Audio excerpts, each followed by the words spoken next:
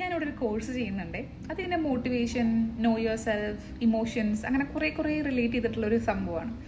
അപ്പോൾ അതിൽ ഞാൻ കുറേ ടോപ്പിക്സ് കവർ ചെയ്തു. അതിനകത്ത് ഒരു സംഭവം എന്നെ വല്ലാതെ സ്ട്രൈക്ക് ചെയ്തു. അതായത് നമുക്കിഷ്ടമില്ലാത്ത ഒരാളെങ്കിലും ഉണ്ടായിരിക്കില്ലേ. ഫോർ എക്സാമ്പിൾ പറയുകയാണെങ്കിൽ നമ്മുടെ കൊളീഗ്, നമ്മുടെ കൂടെ കുറേ പേര് വർക്ക് ചെയ്യുന്നുണ്ടാവും.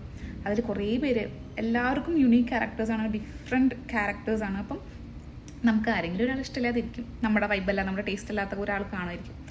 അപ്പം എന്താണെന്ന് വെച്ച് കഴിഞ്ഞാൽ അയാൾക്ക് എന്തെങ്കിലും ഒരു പോസിറ്റീവ് കാര്യം, എന്തെങ്കിലും ഒരെണ്ണം ഉണ്ടാവും.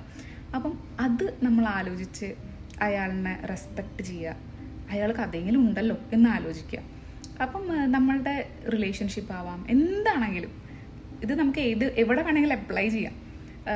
അപ്പം അയാൾക്കുള്ള ഒരു പോസിറ്റീവ് കാര്യം വെച്ചിട്ട് അയാളെ നമ്മൾ ഇത്രയും നെഗറ്റീവ് കാര്യങ്ങളുള്ള അത് തള്ളിക്കളയാം. ഇങ്ങനൊരു പോസിറ്റീവ് കാര്യം ഉണ്ടല്ലോ, അത് നോക്കാം.